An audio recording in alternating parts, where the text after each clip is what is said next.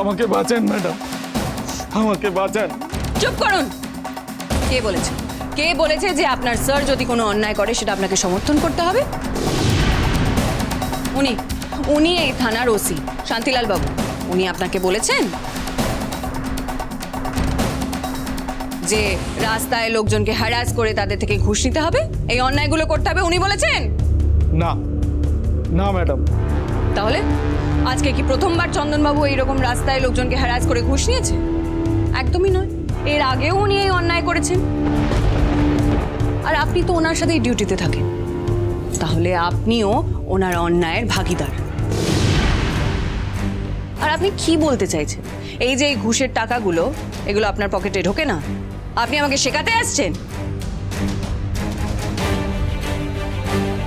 আর এখন কান্নাকাটি করে নিজের সংসারের মানুষগুলোকে ঢাল হিসেবে খাড়া করে কোনো লাভ হবে না।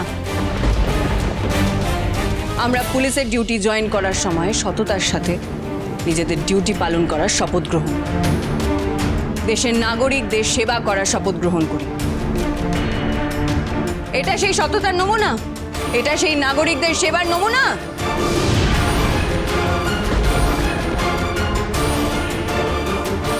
আমি আপনাকে বলছি, ফার্দার এই থানার সম্পর্কে আমি আর কোনো অভিযোগ শুনতে চাই না।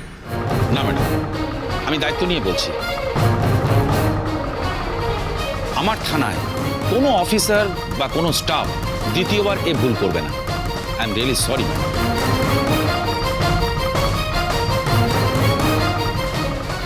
আমি এই থানার দায়িত্বে থাকা সত্ত্বেও আমার নাকের ডগায় কি করে এই সমস্ত অন্যায় কাজ হয়ে যাচ্ছে আমি জানতেই পারছি না। এটা এটা আমারই ভুল ম্যাডাম, এ সম্পূর্ণ দায় আমি নিচ্ছি ম্যাডাম। হাঁ করে দাঁড়িয়ে আছেন কেন? যান, আপনারা দুজনে আমার কেবিনে গিয়ে অপেক্ষা করুন। যান, আপনাদেরটা পরে দেখছি আমি। যান।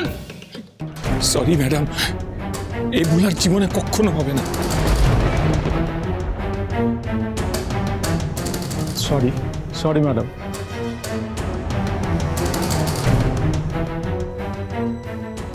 ম্যাডাম, আপনারা এই কোথাও যাচ্ছিলেন? হ্যাঁ, একটা বিয়ে বাড়িতে যাচ্ছিলাম, উনি আমারই স্কুটারটা ধরেছিলেন। স্কুটারে কেন? আমি আপনাকে এসি গাড়ির ব্যবস্থা করে দিচ্ছি। পরেশ, আমাদের থানার পাশে যে ট্রাভেল এজেন্ট রয়েছে তাকে বলো একটা গাড়ি পাঠাতে, ম্যাডাম যাবেন। না না, তার কোনো প্রয়োজন নেই।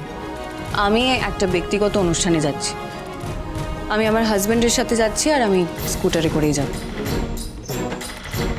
হ্যাঁ, আপনি যদি একটা মেকানিকের ব্যবস্থা করে দিতেন। সারিয়ে দিচ্ছি শঙ্করদা। আরে কিন্তু তুই এখানে, তোকে কে খবর দিল? বৌদি তো আমায় ফোন করে বললো, আমি এদিকেই ছিলাম, হট করে চলে এলাম সারাতে।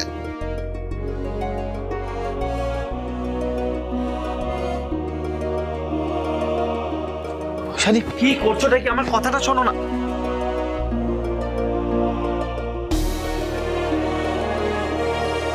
ঐশানি, আমি তো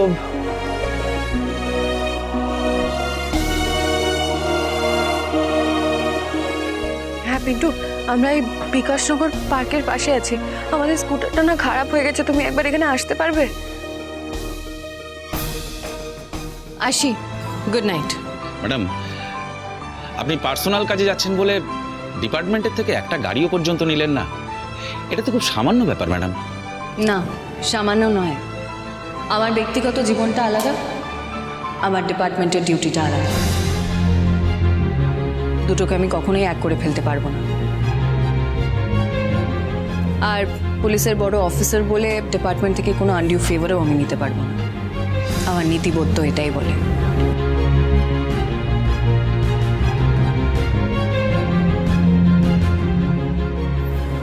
একসাথে সময় কাটানোর আক্ষেপটা একা তোমার না শোন, আমারও হয়।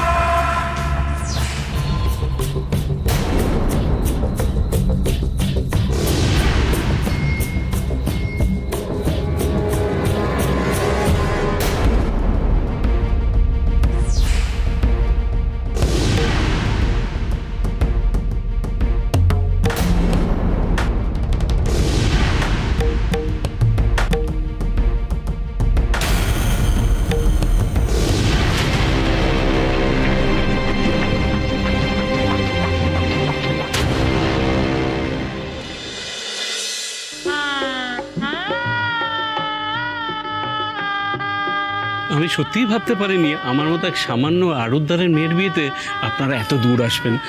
আরে না না, এটা আপনি কি বলছেন? আপনি আমাদের নিমন্ত্রণ করেছেন আর আমরা আসবো না?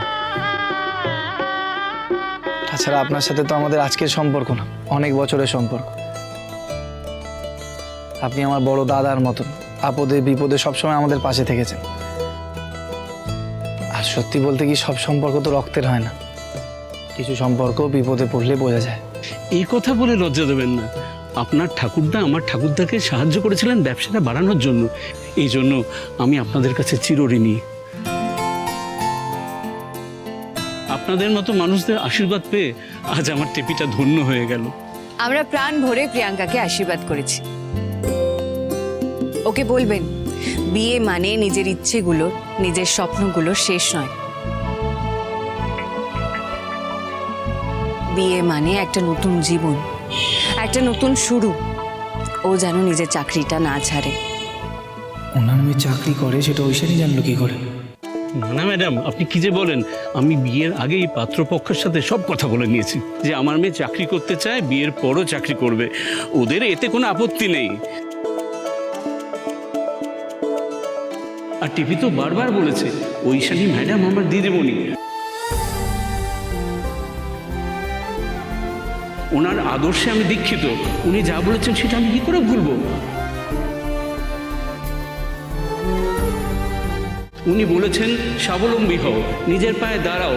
নিজের পায়ে দাঁড়ালে তবে তো সবসময় মাথা খাড়া করে সিধে থাকতে পারবে। আপনাকে এত শ্রদ্ধা করে টিপি, আর করবে নাই বা কেন? আপনি না থাকলে যে আজকে ওর বিয়েটাই হতো না।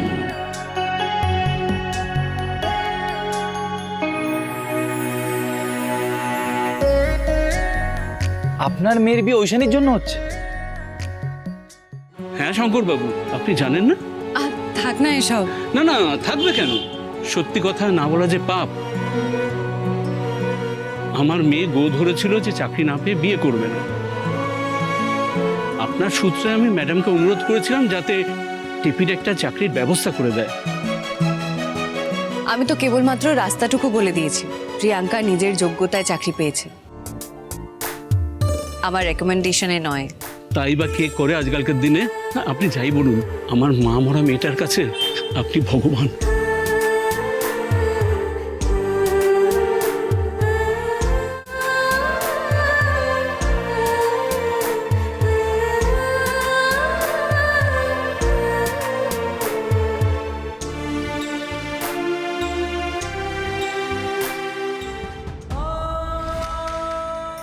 একজন সাধারণ আড়তদারের মেয়ের বিয়েতে আইপিএস ঐশানী ঘোষের যেতে লজ্জা করছে, প্রেস্টিজে লাগছে, তাই তো? ছি ছি ছি ছি, আমি ঐশানীকে ওনার মেয়ের বিয়েতে আসা নিয়ে কত বাজে কথা বললাম, কিভাবে অপমান করেছি। আর ঐশানী কিনা ওনার মেয়ের বিয়ের জন্য এত কিছু করেছে। আমি ঐশানীর কাছে না ক্ষমা।